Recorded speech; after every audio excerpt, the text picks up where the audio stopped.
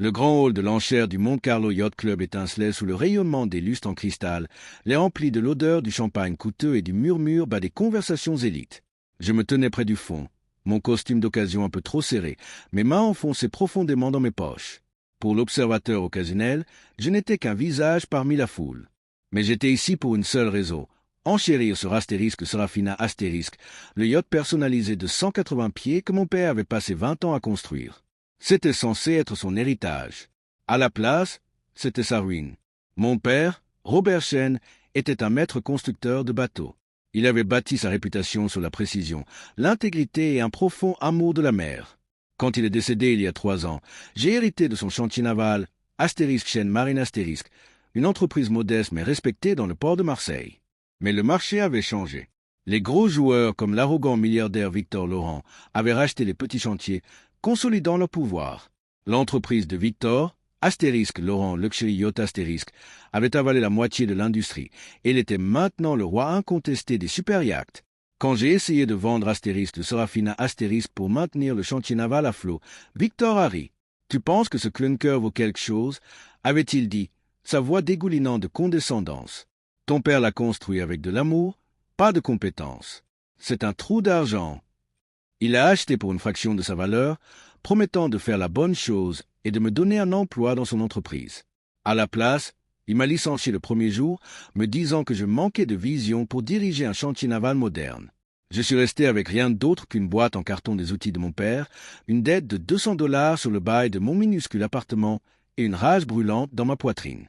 Pendant les 2 années suivantes, j'ai travaillé comme concierge de nuit au port, nettoyant les quais où les bateaux de mon père avaient autrefois été construits. J'ai regardé la flotte de Victor grandir, ses yachts étincelant sous le soleil, son nom affiché sur chaque marina en Méditerranée. Il est devenu un nom familier, un philanthrope, un homme qui ne pouvait rien faire de mal. Mais je connaissais la vérité. J'ai commencé à creuser dans l'empire de Victor Laurent. Je ne pouvais pas accéder à ses livres internes, mais je pouvais accéder aux dossiers publics, aux privilèges des fournisseurs et aux dépôts d'entreprises. Ce que j'ai trouvé m'a glacé le sang. Victor n'était pas seulement un homme d'affaires, il était un joueur. Pour financer son expansion sans relâche, il avait contracté un prêt-pont de 120 millions de dollars à haut intérêt auprès d'un prêteur offshore prédateur basé aux îles Caïmans. Il avait utilisé Astérisque Laurent Luxury Yacht Astérisque comme garantie, y compris le chantier naval qu'il avait acheté de moi, le même chantier naval qui avait autrefois appartenu à mon père. Le taux d'intérêt était un brutal 22%. Le prêt était dû dans 6 mois, mais Victor était déjà à 3 mois de retard sur le paiement. Le prêteur devenait nerveux. Il se préparait tranquillement à saisir le chantier naval et la flotte. C'était ma fenêtre. Je n'avais pas 120 millions de dollars. Mais j'avais passé les 2 dernières années à étudier le marché de la dette en détresse.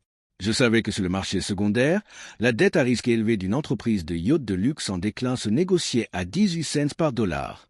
J'ai rassemblé chaque dollar que j'avais, 15 000 dollars de la vente des outils de mon père, 8 000 dollars de 3 années de travail de concierge et 2 000 dollars en empruntant contre ma police d'assurance vie.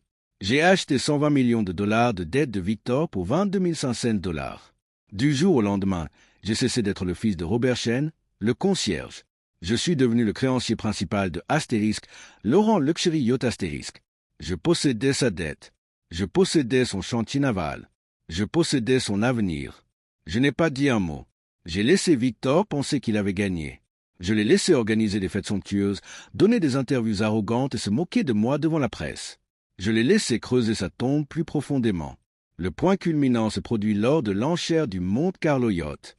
Victor avait acheté Astérisque Serafina Astérisque, le yacht de mon père, et l'aux enchères comme événement de bienfaisance pour renforcer son image philanthropique. Il se tenait sur la scène, tenant un microphone, sa voix résonnant dans la foule. Ce yacht est un symbole de résilience, a-t-il dit, son sourire vif et condescendant.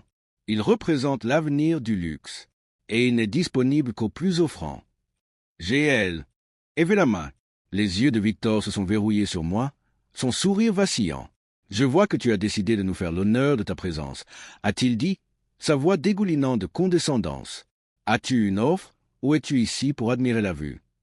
Je me suis levé lentement, ma voix calme et portant parfaitement dans la salle silencieuse. Je suis ici pour réclamer ce qui est à moi.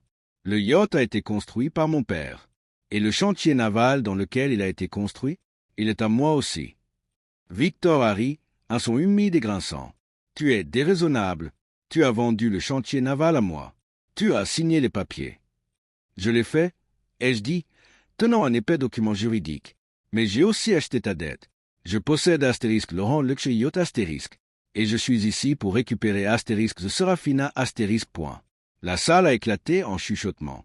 Le visage de Victor est devenu d'un violet marbré. C'est impossible. Tu n'as pas l'argent pour acheter ma dette. Je n'avais pas besoin de l'argent, ai-je dit, ma voix calme mais ferme. J'avais besoin des connaissances. Tu pensais que le pouvoir concernait qui tu connaissais. Tu as oublié que le vrai pouvoir concerne qui possède le papier. Je me suis tourné vers l'enchérisseur. J'appelle la dette. Astérisque de Serafina astérisque est une garantie. Je prends possession. Victor s'était lancé vers moi, ses mains atteignant mon col. Tu ne peux pas faire ça. Je te ferai arrêter. Les gardes de sécurité sont intervenus entre nous. Monsieur, reculez, a averti l'un. Vous avez 1 heure pour évacuer les lieux. Victor m'a regardé, sa poitrine haletante, l'arrogance complètement brisée. Tu as volé mon héritage, a-t-il chuchoté. Je n'ai rien volé, ai-je dit, marchant vers la scène. Je n'ai fait que récupérer ce qui m'était pris. Tu aurais dû penser avant de m'humilier. Je suis monté sur la scène, mes mains stables alors que je tendais la main pour les clés de astérisque de Serafina astérisque. La foule s'est écartée, leurs yeux écarquillés de choc et d'incrédulité. Parfois, les gens pensent que la vengeance concerne la violence. Ils pensent qu'il s'agit de crier, de se battre ou d'enfreindre la loi. Mais la vraie vengeance ne concerne pas l'enfreinte des règles. Il s'agit de comprendre les règles mieux que son ennemi, puis d'utiliser ces mêmes règles pour les écraser. Victor pensait qu'il était intouchable parce qu'il avait le yacht, le chantier naval et la réputation. Il a oublié que dans ce monde, le yacht travaille pour la banque, mais le créancier possède la banque. Et je possédais la dette.